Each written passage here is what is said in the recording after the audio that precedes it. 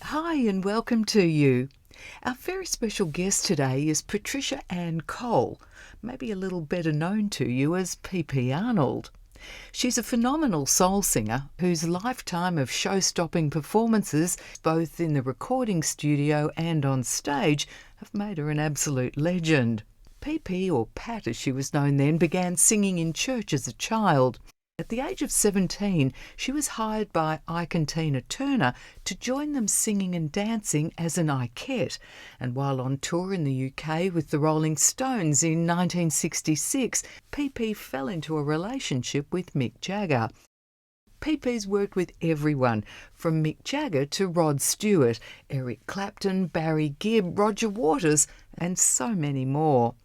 With a stack of hit songs, she's become known as the UK's Queen of Soul, and today she's sharing her stories with us. Thank you so much for having me on the show, Sandy. What I know about you is that you grew up in a family of gospel performers and you started singing at the age of 4. Is that right? Well, yeah, I did my first solo when I was 4, but I started singing probably straight out the womb. I was going to church from a babe in arms and singing with my family, congregational singing. But I never had any ambitions to sing professionally. Just a day in the life changed my life. I went to this audition to be an Ikette with friends who were actually going for the audition, and the girl that was supposed to go with them didn't show up.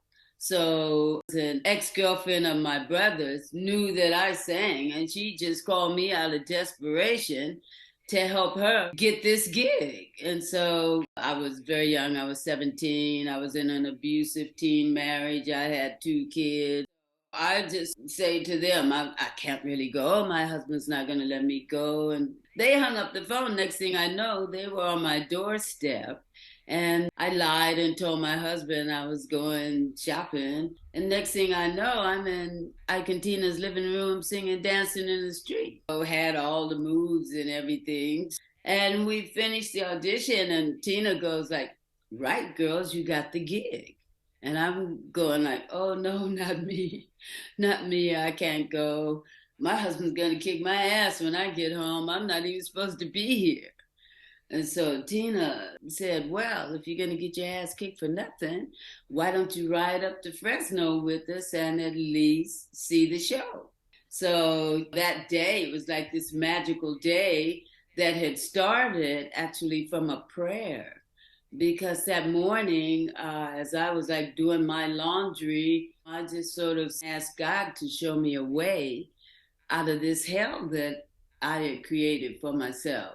So, yeah, there I was with this goddess who said, "Go to Fresno." So You went. I thought, yeah, why not? I'm going to be in trouble when I get back anyway.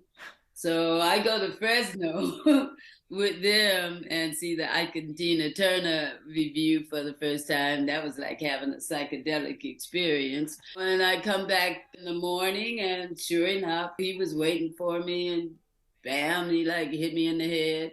And it was like he knocked some sense into me, because I remembered my prayer. This is my way out. And the rest is history.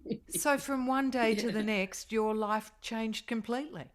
Yeah, Tina Turner turned my life around. What happens then? You've accepted the job with Tina Turner as one of the Ikettes, and what, then you started going out on tour with them? I started going out on tour. That was a Sunday when I met them. It was a Monday when I had like appealed to my mom and dad to help me. There's no way I could have done it without my mother looking after my kids. So I went on the road with Ike and Tina, which was just an amazing experience. How would you describe that experience? Give us a sense of what that was like. It was eye-opening to start with, because I was a damaged young girl who had never done anything. I knew nothing about show business, nothing about traveling on the road, nothing about anything. So for me to be on the road with all these musicians and I traveling around in this bus, and it was like a raggedy bus. It was like this old Greyhound bus. Everybody had two chairs to sleep in because most of the time we would sleep on the bus because we weren't allowed to stay in certain hotels back then because of the racism. The only place that we would stay would be the Holiday Inn. Right. That first experience for me was like I had to go to the loo, and I was trying to get the bus driver to stop the bus. He wouldn't stop. So I didn't understand why he wouldn't stop the bus. So I was adamant that he stopped at the next station because I had to go to the loo and everything. Yeah. And so he stopped the bus. I get off the bus. Nobody else follows. I'm surprised. So I go strutting up into the front of the gas station, and this redneck, there he goes. I asked where the restrooms were, and he goes, "You're not allowed to go in here. Your toilet is in the back." So I still didn't think of anything, like I felt like I didn't even get it. That's how naive I was. Right. So I go around the back of the petrol station, and there's this big sign that says "for coloreds only." It was big time segregation back then. We would play some integrated clubs, but mostly all black audiences. Right. Were Ike and Tina already a really big deal at that time? Wow, Ike and Tina Turner were huge. They had Gonna Work Out Fine and all of those big hits that they had. Back then, the Ikettes had Peaches and Cream, and the girls had a big hit out at the time. I'm so thankful that Ike hadn't produced. That's why they left, and that's why there was this opening for a new set of Ikettes. So it was a different time, and I learned about being on the road, and we would go out on the road for 90-day tours, and we would be working about 87 days out of those 90 days. When we weren't staying in hotels, we were sleeping on the bus, getting dressed on the bus, because some of these clubs were like really didn't even have dressing rooms and things. It doesn't sound like it was too glamorous. Well, it wasn't that glamorous, but when we hit the stage every night, it was on fire. Working with Ike Tina Turner, I mean, that's the best live experience that I've had to this day. That band, I mean, Ike Turner, no matter what everybody says about him, he was a great musician and a great band leader. He was strict. Ike was Ike. Back in those days, all those guys were players. James Brown and all of those big bands, all of those band leaders. They were players. They had to be. They were hustlers. They were booking themselves because of like all the way the industry was set up. They were going from label to label, and it hadn't crossed over. Even though Ike and Tina Turner were known, especially, they were like one of the first. Ike and Tina and James Brown and Otis Redding, things were just starting to cross over because Dick Clark opened the door for everybody, the Dick Clark show, and Dick Clark toured all the acts with him, and there was actually a set of Ikettes that toured with the Dick Clark show. They were all great businessmen. They had to survive. They were up against all of the radio, the payola and everything. And I was blessed to be with Tina during the River Deep Mountain High time with the recordings with Phil Spector, even though I didn't actually sing on River Deep Mountain High because Phil didn't want Ike to have anything to do with those recordings because Ike and Tina needed a record. So I allowed Tina to do this record with Phil Spector, hoping to get a crossover hit. Which they did. Well, they not straight away. When River Deep Mountain High was actually released in the States, it flopped because the black stations wouldn't play it because it was too white, and the white stations wouldn't play it because it was too black. That whole hopeful spirit that Ike and Tina had at that time was just completely crushed. Tina was devastated, of course, because it was her opportunity to do something different. Of course, she was great R&B singer, but she was tired of singing the blues.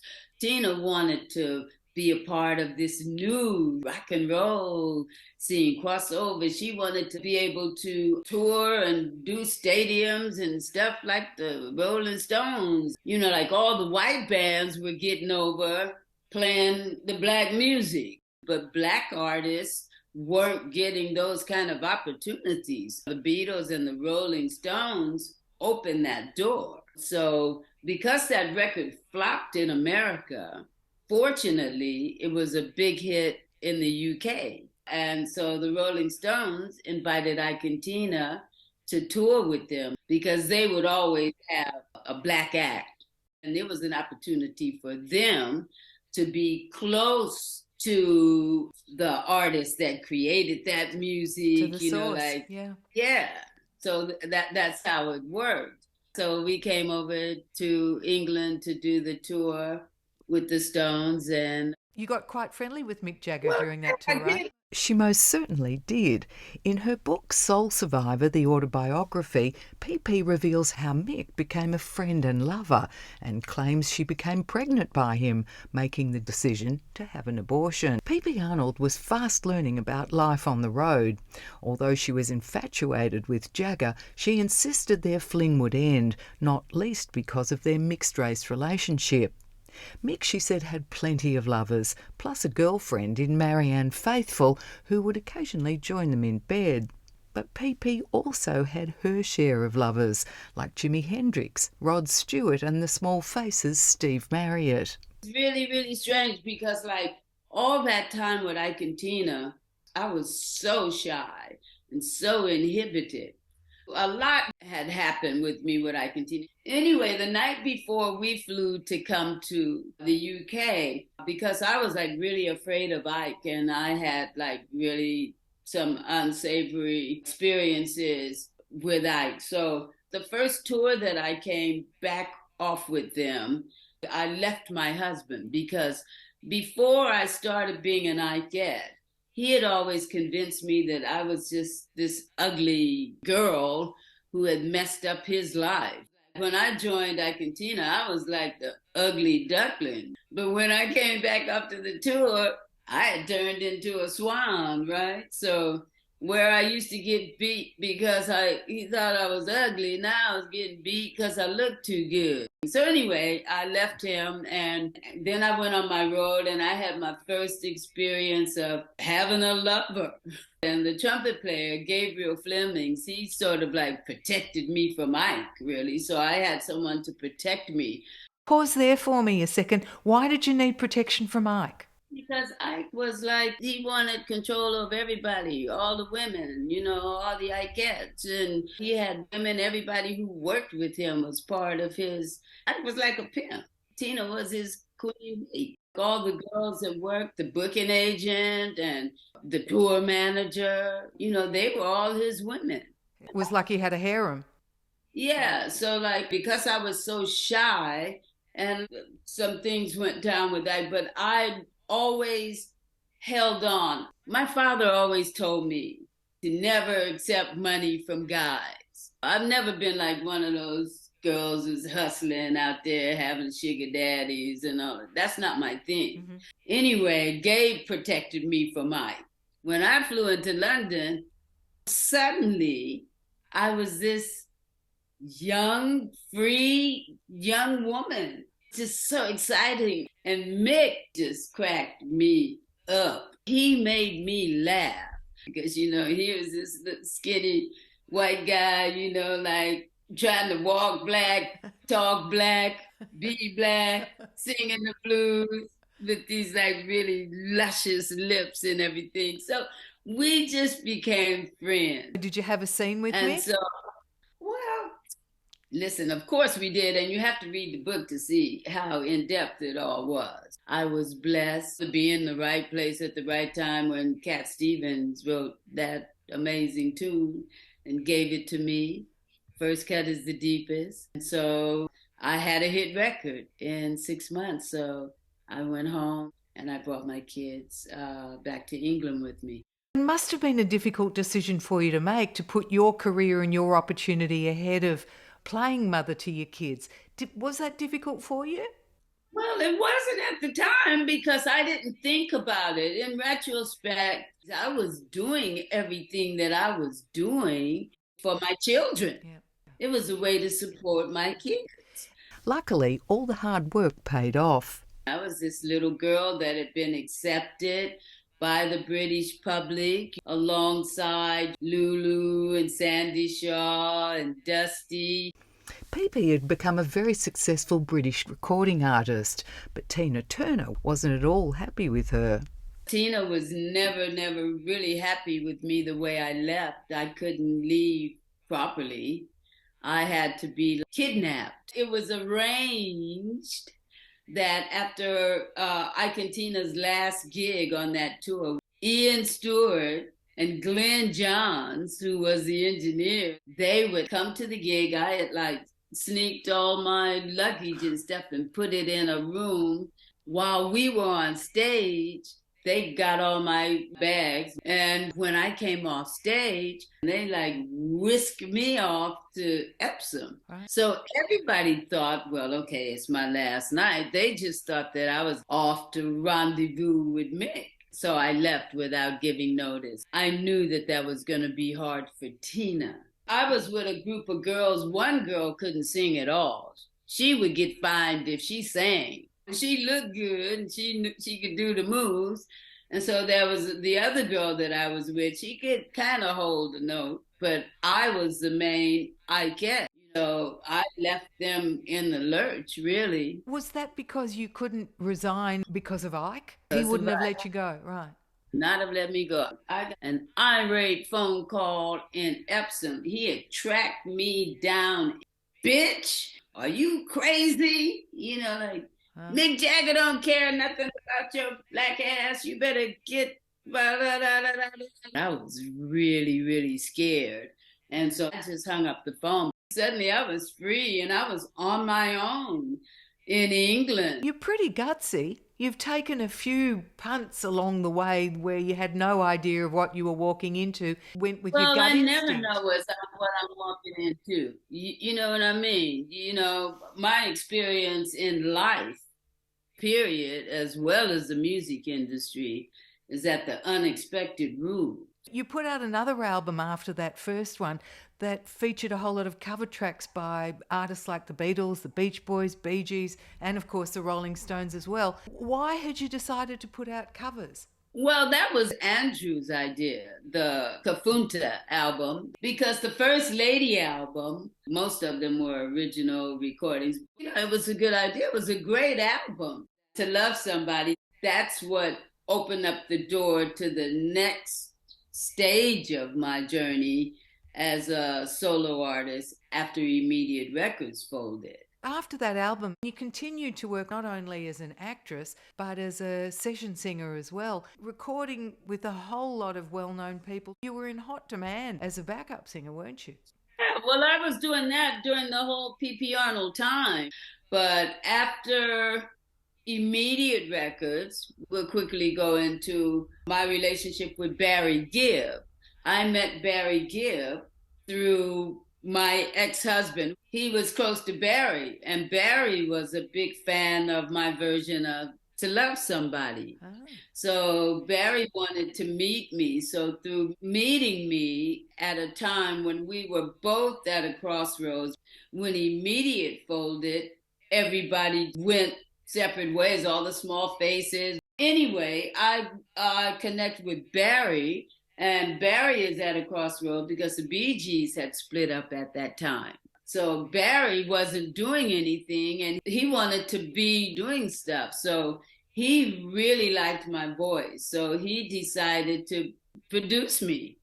And so that's where all of the music that we did that's on my Turning Tide album, that it took me 50 years to get the rights to have that music produced, because Stigwood, Robert was not into me at all. Finally, it all broke down. So then I'm on my own. So you had recorded The Turning Tide. It was produced and written by Barry Gibb. 1968. And then Eric Clapton was also managed by Robert. After the whole thing broke down with the Bee Gees, Robert put me on tour with Eric. So I put a band together with Ashton Gardner and Dyke, and I was an opening act. After that tour, Robert put Eric and I together, and we did some covers. We did the cover of Medicated Goo, Can't Always Get What You Want, and Van Morrison, Brand New Day. The Delaney and Bonnie band that later became the Dominoes, those were the guys playing on all of those tracks. Rita Coolidge and Bobby Whitlock and myself and Doris Troy, we were like that gospel choir thing that was happening. So those recordings are like really kind of soulful gospel kind of vibe. You said it took 50 years to get that album released. Why had it been shelved? Yeah, because Robert stopped the recordings with the Bee Gees, and those recordings were just put on the shelf. And he didn't like the recordings that Eric did with me. So he just put those on the shelf. By that time it was the 70s, and all P.P. Arnold wanted to do was be part of the British invasion. She'd met Fuzzy Samuel, the bass player for Crosby, Stills and Nash, and the two went back to the US together. I connected with Barry again. They were doing the Sgt. Pepper movie. So I actually went to Miami to finish the work with Barry, thinking that would be the way forward. But it wasn't to be, because basically I didn't have a support system behind me to be able to make that happen. So we ended up doing one track. Barry produced a duet with Andy and I, a beautiful, beautiful cover of Will You Still Love Me Tomorrow. P.P. remained in Miami for a few years before deciding to return to the UK. And guess who she reunited with there? Immediate Records had been established by ex-Rolling Stones manager Andrew Oldham, and during its brief existence from 1965 till 1970, it had steered a course from the British blues explosion of the 60s through to psychedelia and the dawn of prog rock. It was the Jagger and Richards song Out of Time that gave the label its first homegrown hit with Chris Farlowe. Immediate Records' success was also with the Small Faces' Steve Marriott. Well, Steve and I were friends forever. I have visitations from him from time to time. He was my heart. He was my soul brother. Our connection with the Immediate Records, the intention was to do a British Motown. All the artists were working together, producing one another, writing things for each other. So my relationship with Steve is from Immediate, and he was my soul brother, my soulmate. You've seen a lot, haven't you? You've seen so much change. You've seen people come and go and leave this world. Yeah, so many of my friends are on the other side, but I'm still inspired by them. I have visitations from time to time. Steve Marriott co-founded the rock bands Small Faces and Humble Pie. He became a mod-style icon in his day, but died in 1991 when a fire which was thought to have been caused by a cigarette swept through his 16th century home in Essex. He was 44 at the time and was listed in several rock magazines as one of the top 100 greatest singers of all time. I've learned that if I'm going to survive, that it's down to me. And plus, I am spiritually connected so that I don't, gifts, blessings. I keep my heart open for magical things to happen in my life. And I just keep the faith. And that's really inspired me even more, because I got a lot going on again. My book was released. It was really accepted, received well by the media, by the fans and everything. P.P. says writing her book Soul Survivor was therapeutic for her. In addition to the book, PP recently released a Christmas song that shot straight to #1 on the Heritage charts. I'm sure you'll agree that it's quite reminiscent of the Phil Spector sound of the 60s. I got a soul survivor too. Because of the success of that Christmas record, everybody, we're just like recording this new album that's like originals and some great duets. But one of the tracks that I recorded, Soul Survivor, and it is, wow, I'm just so excited about the music. And like, even though it's still a struggle, I'm not doing a full blown out tour because it doesn't make sense to do a tour, because as an independent artist, it's expensive. It's tough for everybody out here. You know, I've got good, decent gigs where I can actually make some money, because I never make any money. Because by the time I pay for everything and everybody, there's nothing left for Pete. I can't pay to play. And I think fans don't realize that a lot of artists like myself, independent, that's sort of like major artists, that's what we do. For me, I'm not one of those artists that's that, well, I'm going to get out of the business and get a day job and do, this is my life. I'm a soul survivor for sure. You know, I have to sing. That is my gift. I was given this gift and these opportunities that continue to happen, you know, to show me that this is what I'm supposed to be doing. If I'm an example of strength, it's amazing. PP Arnold, of all the songs that you've sung, is there one favourite one that you like to sing best? Hey, listen, I am so blessed to have a catalog that I just really, really, really love. But I have to say, you know, for me, First Cut is the deepest, An Angel of the Morning. Those songs, you know, they are great, great songs. First Cut is the deepest. Even though I know Rod and Cheryl and everybody did all these versions afterwards, but that is my song. When Cat Stevens gave me that song, that was my life. It was if he had just wrote it for me.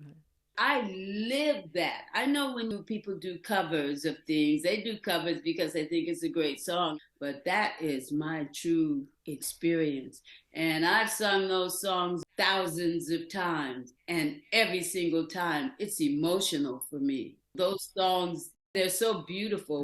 You do them so exceptionally well. I have a live album from the 2019 tour that Steve Craddock and I did. Demon Records is putting together a 5 LP box set of my history, things that have never been heard, demos, the new album. Gosh, after 60 years, you are still so on fire, maybe more on fire now than you ever have been.